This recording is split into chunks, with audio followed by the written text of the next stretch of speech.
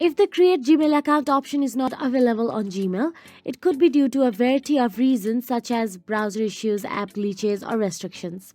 So today we are here with some troubleshooting steps to help you resolve this problem. So let's get started. Firstly, open the Google app on your mobile device. Once inside the Google app, tap on the profile icon available or initial available in the top right corner of the screen, then a drop-down menu appears. Now here, as you can see, there is no create account or sign up option available. Simply tap on the search address bar and search for the create Gmail account option.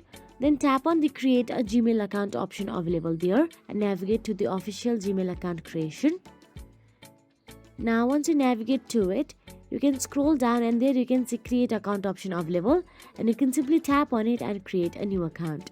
So that is it. If you found this video helpful, please like, share and subscribe, and thank you so much for watching.